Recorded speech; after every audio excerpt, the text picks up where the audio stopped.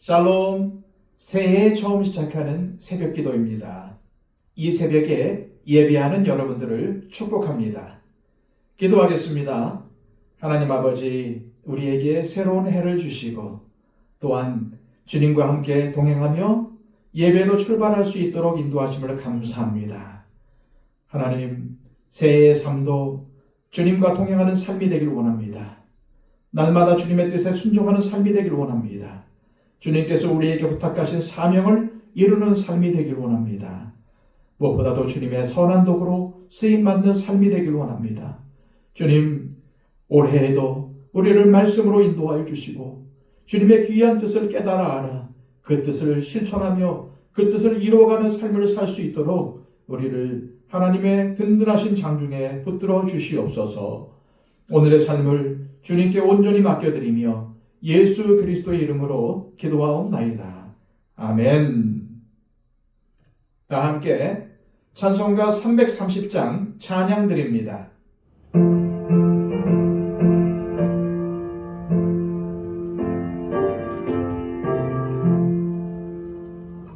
어둠 밤시 되리니 내 집은 지켜서 찬기술 맺힐 때에 일찍 일어나 해 돋는 아침부터 힘써서 일하라. 일할 수 없는 밤이 속히 오리라. 어두운 밤시 되리니 내 집은 지켜서 일할 때 일하면서 놀지 말아라. 낮에는 수고하나 쉴 때도 겠네. 일할 수 없는 밤이 속히 오리라. 어두운 밤시 되리니 내 집은 지켜서 지는 해 비낀 곁에 힘써 일하고 그 빛이 닿아여서 어둡게 되어도 할 수만 있는 대로 힘써 일하라.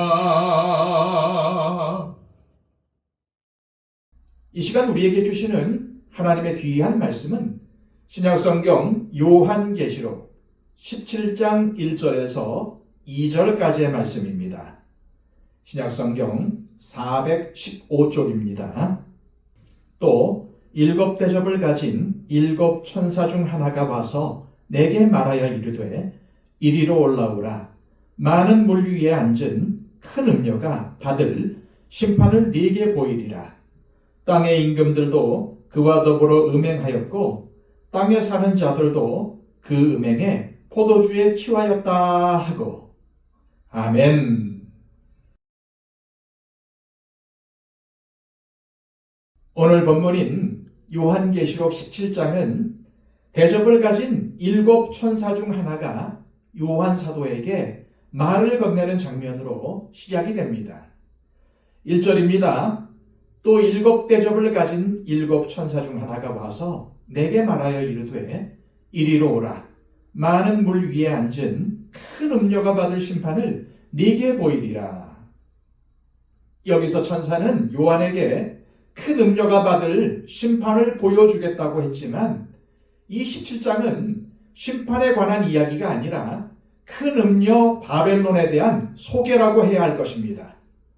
큰 음녀 바벨론, 즉 모든 적그리스도의 세력들이 시대를 달리하면서 어떻게 나타났다가 사라졌으며 이 땅에 사는 사람들에게 어떠한 영향을 미쳤는가를 세세하게 소개하고 있는 것입니다. 계속 말씀드리지만 음녀 바벨론은 요한계시록에서 하나님을 대적하는 모든 적그리스도의 세력을 총칭하는 의미로 사용되고 있다는 것을 염두에 두셔야 합니다. 그러므로 우리는 요한계시록의 바벨론과 창세기 11장에 등장하는 바벨 정신이 같은 것이라는 사실을 깨달아야 합니다. 바벨 정신이 무엇입니까? 높아지려는 것입니다. 세상의 이름을 떨치는 것입니다. 결국 하나님처럼 되려는 것입니다. 이런 바벨 정신이 어떠한 권력의 모습으로 혹은 적그리스도의 모습으로 나타나느냐의 차이만 있을 뿐입니다. 로마서 12장 1절에서 2절의 핵심은 이 세대를 본받지 말라는 것입니다. 마음을 새롭게 하고 변화를 받는 것이야말로 새로운 피조물, 곧 그리스도인으로 살아가는데 너무나도 중요하다는 것입니다. 그런데 우리는 우리가 본받지 말아야 할 이 세대, 즉 바벨 정신으로서의 세상이 무엇인지를 정확하게 알아야 합니다.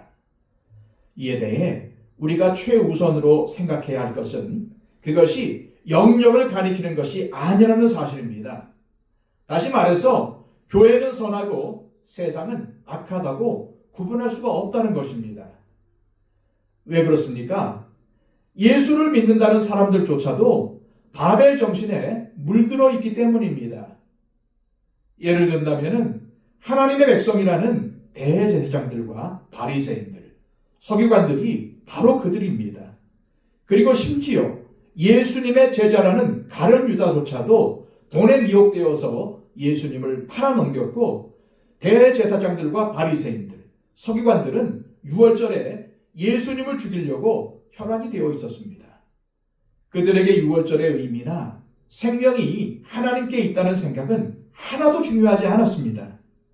오히려 자신들에게 걸림돌이 되고 자신들이 부를 축적하고 이 땅에서 안락하게 살아가는데 방해가 되는 예수라는 인물은 그냥 제거해 버려야 할 걸림돌이었던 것입니다. 수단과 방법을 가리지 않고 말입니다. 바로 이처럼 수단과 방법을 가리지 않는 것이 바로 바벨 정신의 전형적인 모습입니다.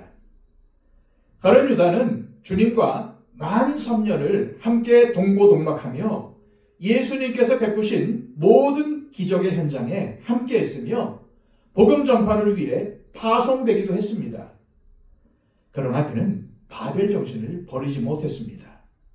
그런데 하물며 우리 시대에 가룟 유다와 같은 사람들이 한둘이겠습니까? 주님이 직접 말씀하시고 기적을 보여주셔도 끝까지 돈을 사랑하는 마음, 세상에서 높아져야 한다는 마음을 버리지 못한 가룟 유다. 그는 어쩌면 교회는 다니지만은 예수님을 믿는다고 하지만은 세상을 사랑하는, 돈을 사랑하는 사람들의 전형적인 모습일 것입니다. 우리는 분명히 알아야 합니다.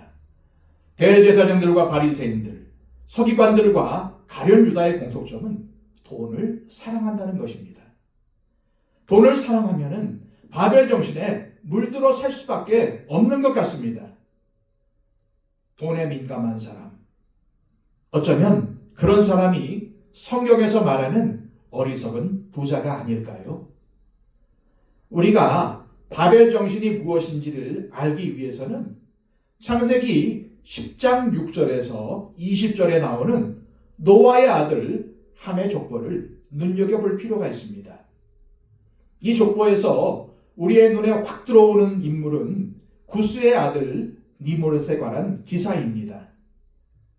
다른 족보들은 그들이 차지한 땅과 후손들에 대한 정보만을 간단히 언급하는데 유독 니므롯에 대한 부분만 자세히 설명이 되어 있기 때문입니다. 특히 창세기 10장 10절에는 그의 나라는 시날 땅의 바벨과 에렉과 악갓과 라고 되어 있는데 창세기 11장 2절에 보면은 이에 그들이 동방으로 옮기다가 시날 평지를 만나 거기에 거류하며 라고 되어 있습니다. 이것은 바벨탑이 니므롯과 어떠한 형태로든지 연결이 되어 있다는 것을 알 수 있게 해줍니다. 하나님께서 주목하신 정복자이며 폭군, 그리고 유명한 건축자인 니므롯은 최초의 살인자 가인의 뒤를 잇는 자로서 자기 자신을 보호하기 위한 성을 쌓는 사람이었다는 것입니다. 이는 이런 하나님을 반역하는 불순종의 사조가 니무롯에게서 시작되었다는 의미로 보아야 합니다. 신할이 곧 바벨론을 의미하는 말로 보기는 어렵다고 할지라도 니무롯이 세운 신할은 단순한 도시의 이미지가 아니라 파괴와 전쟁을 상징하는 것입니다. 창세기 14장에서 신할은 아브라함의 조카인 롯을 사로잡아게 하는 아브라함에게 적대적인 세력의 중심이었습니다. 또한 아간의 범죄의 배후에는 아름다운 신할산 외투가 있었습니다. 이처럼 신할은 모든 유혹과 돈을 상징하고 하나님을 대적하는 세력의 중심인 것입니다. 느부갓네살이 하나님의 성전을 허물고 그곳의 기물들을 가져다가 자기가 섬기는 신의 신전에 바친 것도 바로 신할입니다. 다니엘서의 기록자인 다니엘은 의도적으로 바벨론이라는 이름 대신에 신할 땅이라고 부르고 있습니다. 왜 그렇습니까? 신할은 하나님에 대해 대적하고 하나님의 백성에 대한 약탈과 침략을 상징하는 땅이라는 것입니다. 그런데 바로 이 신할 땅에 사람들이 모여서 하나님처럼 높아지기 위해 세운 탑의 이름이 무엇입니까? 바로 바벨탑입니다. 바벨은 혼돈을 의미합니다.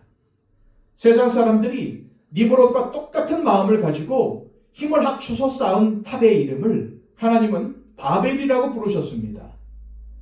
그 탑을 쌓을 때 인간은 극심한 노동, 즉 모든 인간적인 노력을 동원해서 쌓기 시작합니다. 그러면서 그 탑의 꼭대기를 하늘에 닿게 하겠다고 합니다. 하나님처럼 되겠다는 말입니다. 그리고 이름을 내자고 합니다. 높아지고 위대해지겠다는 욕망입니다. 그런 후에 하나님의 방식이 아닌 자신의 방식대로 살겠다고 합니다. 곧 온 지변에 흩어짐을 면하겠다는 것입니다. 바로 이것이 바벨 정신입니다. 가인이 동생인 아벨을 죽이고 여호와 앞을 떠나 도착한 곳은 노시라는 땅이었습니다. 방황이라는 이름을 가진 곳이죠. 그곳에서 가인은 성읍을 쌓고 스스로를 보호하기 위해 애쓰고 수고하는 삶을 삽니다. 그렇게 그가 쌓은 성의 이름은 에녹인데 새로운 시작이라는 의미입니다. 그렇게 시작된 스스로 자신을 보호하고 자기 마음대로 살겠다는 움직임이 바벨탑을 쌓음으로 온 인류에게 극대화된 것입니다.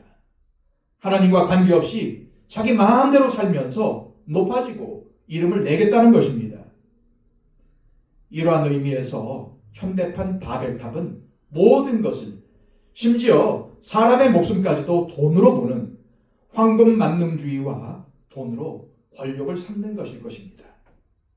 성 어거스틴은 하나님의 도성이라는 책에서 역사를 하나님을 믿는 사람들과 자신을 믿는 사람들 사이에 투쟁으로 해석을 합니다. 그러면서 땅의 도성의 기원을 가인 문명이라고 봅니다. 물론 가인이 세운 에녹성은 하나님을 떠난 인간이 세운 도성이 분명하지만 본격적인 세상 정신, 곧 바벨 정신이 노골화된 것은 역시 바벨탑을 통해서라는 것을 옳게 인식할 필요가 있습니다. 혹시 우리는 하나님을 향해 바벨탑을 쌓고 있지는 않은지 우리의 삶을 돌아볼 필요가 있습니다. 이 시간 기도하실 때 하나님 아버지, 하나님을 반역하는 모든 정신의 기원은 바로 바벨탑에 있었음을 다시 한번 살펴보았습니다. 우리에게 이런 바벨탑은 없는지 돌아보게 하시고 만일 있다면 하나님께서 허물기 전에 우리가 먼저 하나님께 돌이키게 하시고 하나님만을 의지하며 하나님 말씀 가운데 살아가게 하옵소서. 기도하시기를 바랍니다. 111 기도를 통해서 우리 주변에 있는 분들을 위해 간절히 기도해 주시기를 바랍니다. 다 함께 기도하겠습니다.